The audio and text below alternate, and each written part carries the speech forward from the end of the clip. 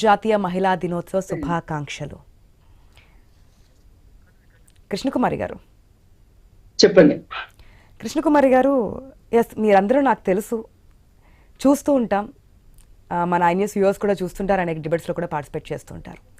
కృష్ణకుమారి గారు, స్ట్రైట్గా ఒకటే అడుగుతున్నా. ఓకే, ఈరోజు మహిళా దినోత్సవం, అంతర్జాతీయ మహిళా దినోత్సవం సెలబ్రేట్ చేసుకుంటున్నాం. ప్రతిరోజు ఏదో ఒక వార్త మనల్ని కలిసి వేస్తూనే ఉంటుంది, మనకు అన్నిటికీ కారణం అవుతూనే ఉంటుంది.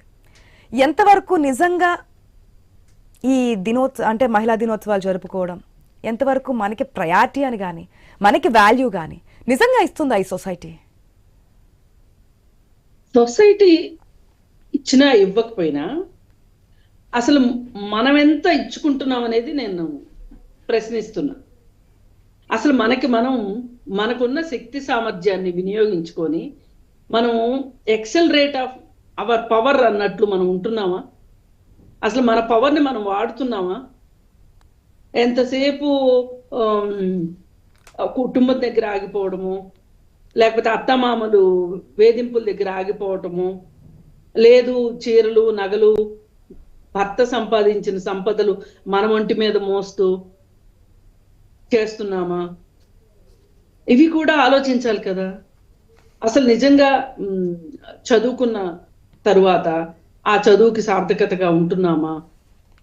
అసలు ఆర్థిక స్వావలంబనలోకి వస్తున్నామా? మనకి నిజంగా ఆర్థిక స్వాతంత్ర్యం ఉందా? ఆర్థిక స్వేచ్ఛ, ఆ స్వేచ్ఛకి స్వాతంత్ర మధ్యలో ఉన్న ఆ తేడాని మనం అసలు గమనిస్తున్నామా?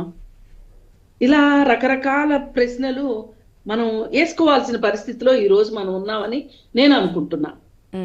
అయితే ఈ రోజు ఈ దేశంలో ఒక కొత్త సమస్య ఒకటి వచ్చింది. ఆ సమస్య ఏంటి అంటే, ఏ రోజైతే అసలు మహిళా దినోత్సవం రావటానికి కారణమైన పని గంటల విషయంలో కావచ్చు, సమాన పనికి సమాన వేతనం విషయం కావచ్చు, ఆత్మగౌరవంతో బతకాలి అనే ఒక విషయంలో కావచ్చు, ఓటు హక్కు మాకు కూడా హక్కే అనే విషయంలో కావచ్చు మాట్లాడి ఆ రోజు మనం మహిళా దినోత్సవాన్ని మొదలెట్టుకుని ఆ తరువాత ఐక్యరాజ్య సమితి, అలాగే ఇంకా కొంతమంది గొప్పవాళ్ళు, క్లారా జెట్కిన్ అట్లాంటి వాళ్ళు, రోజా లగ్జంబర్గ్ లాంటి వాళ్ళు, ఇది కేవలం మహిళా దినోత్సవంగా ఉండటానికి వీల్లేదు, అంతర్జాతీయ మహిళా దినోత్సవంగా ఉండాలి.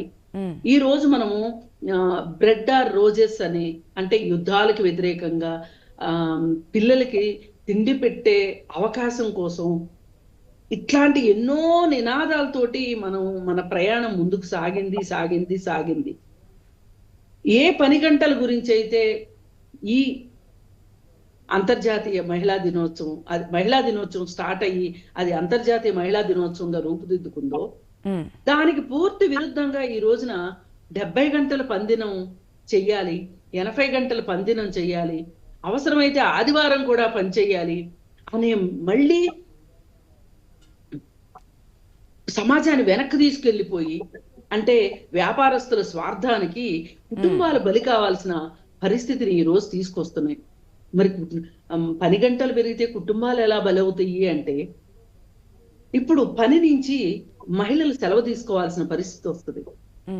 భర్త 70 గంటలు 80 గంటలు 90 గంటలు పనిచేస్తే అసలు ఈ పిల్లల్ని ఎవరు చూసుకుంటారు? ఈ పిల్లల్ని ఎవరు చూసుకోవాలి? అసలు కుటుంబంలో పరిస్థితులు ఏమవుతాయి? అసలు ఈ పిల్లల్ని ఆలనా పాలనా పట్టించుకోవాల్సిన వాళ్ళు ఎవరు? ఇలాంటి ఎన్నో సమస్యలు.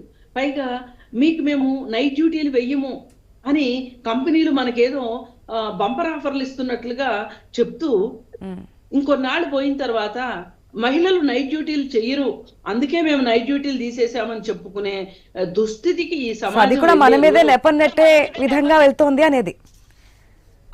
అందుకే మనం అప్రమత్తం కావాలి.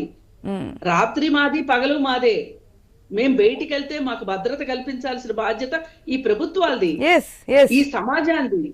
అంతేగాని మాకు చేతగా కాదు, మేము నైట్ డ్యూటీలు చేయలేరు అని మనల్ని ముద్దు చేయాల్సిన అవసరం లేదు.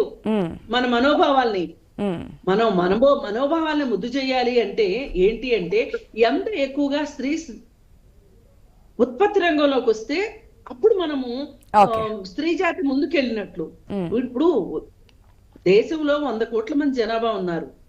100 కోట్ల మంది జనాభా ఉంటే 100 కోట్ల మంది పనిచేస్తే మన ఆర్థిక రంగం ఎలా ఉంటది? సంపద సృష్టిస్తే Mm. ఉత్పాదకత పెరిగితే కదా సంపద వచ్చేది. అవును. సంపద వస్తేనే కదా మనం ఓదరగొట్టుకునే జీడిపి Okay. లాంటి మాటలు వచ్చేది. Okay. మరి మీరు నైట్ డ్యూటీలు చేయలేరమ్మా, ఇంకొన్నాళ్ళు పోయిన తర్వాత మీరు ఉద్యోగాలు చేయరమ్మా, మీరు ఇంట్లోనే కూర్చోండమ్మా అని మనల్ని అంటే మనం ఇవాళ సహించాల్సిన పరిస్థితిలో మనం ఉన్నామా? Mm. ఈ రోజు మళ్ళీ పోరాటానికి సన్నద్ధం కావాల్సిన పరిస్థితులు తీసుకొస్తున్నారు. పైగా ఇంకొక నీచమైన మాటలు ఏం మాట్లాడుతున్నారంటే, Mm. ఆడపిల్లల్ని హోమ్ సైన్స్ కాలేజీల్లో చేర్పించండి, అలాగే ఫిలాసఫీ చదివించండి. ఎందుకు అంటే వాళ్ళు పెళ్లిళ్ళు వీటికి తోడు కొన్ని ఇంకా చూస్తున్నాం కృష్ణకుమార్ గారు, మీకు తెలిసే ఉంటుంది భ్రూణ హత్యలు అనేది ఎక్కువగా వింటూ ఉన్నాం. మహిళల బర్త్ పర్సంటేజ్ తగ్గిపోతూ ఉంది కొన్ని జిల్లాల్లో, ఇవన్నీ చూస్తున్నాం. నిజానికి రక్తం మరుగుతా ఉంటది. Yes. అసలు ఆడపిల్లలు బీఫామ్ అదే దాని పేరేంటండి, హోమ్ సైన్స్ చదువుకోవాలంట. హోమ్ సైన్స్ చదువుకుంటే వంటలు చేయటం బాగా వస్తుందంట. అలాగే ఫిలాసఫీ చదివిస్తేనంట ఆడపిల్లల్ని భర్త మనోభావాలకి అనుగుణంగా భార్యలు నడుచుకుంటారంట. అందువల్ల కుటుంబాలు బాగుంటాయంట. మరి ఈ ఇప్పుడు కుటుంబము పిల్లల గురించే తప్ప సమాజంలో ఒక మహిళ పోషించినటువంటి పాత్ర లేదు, చేయనటువంటి రంగము లేదని చెప్పి నిరూపిస్తూనే ఉన్నాం. అసలు నిజానికి ఒక్క నిమిషం కృష్ణకుమార్ గారు. ఆడవాళ్ళు ఉద్యోగం చేస్తున్నప్పుడు మగవాళ్ళు కూడా వంటగదిలో ఎంతో కొంత సాయంగా ఉంటే మంచిది అనే ఉద్దేశంతో మగవాళ్ళు వంట నేర్చుకోవాలని చెప్పాల్సింది పోయి, భార్య మనోభావాలు ఎలా తెలుసుకుని మనోభావాల ప్రకారం నడవటానికి మీరు కొంచెం ఫిలాసఫీ చదువుకోండి, మీ కళ్ళు మరీ నెత్తికెక్కినయి పురుషాధిక్యతో అని చెప్పాల్సింది పోయి, ఇంకా మహిళలే నేర్చుకోవాలి, అసలు మహిళల వల్లే కుటుంబం ప్రశాంతంగా ఉంటది అని ఒక బండని మహిళల నెత్తి మీద పడేయడము అనేది, బాధ్యతను అప్పచెప్పటం అనేది ఎంతవరకు సమంజసం అనేది నేను ప్రశ్నిస్తున్నా. దీనికి వ్యతిరేకంగా మటుకు మనం పోరాడవలసిందే. తప్పకుండా. ఒక్క నిమిషం, ప్రభుత్వ పాత్రలు కూడా ఉన్నాయి కాబట్టి రాజకీయ రంగానికి సంబంధించి ఇద్దరున్నారు మనకి. దానికంటే ముందు సినీ రంగానికి సంబంధించి మాట్లాడదాం, అప్పుడు క్లియర్ కట్ గా, ఎందుకంటే ప్రభుత్వం తీసుకొస్తున్న యాక్షన్స్ కూడా చాలా ఉన్నాయి కాబట్టి. తర్వాత మనం రాజకీయ రంగానికి వెళ్దాం. విజయలక్ష్మి గారు నమస్తే అండి.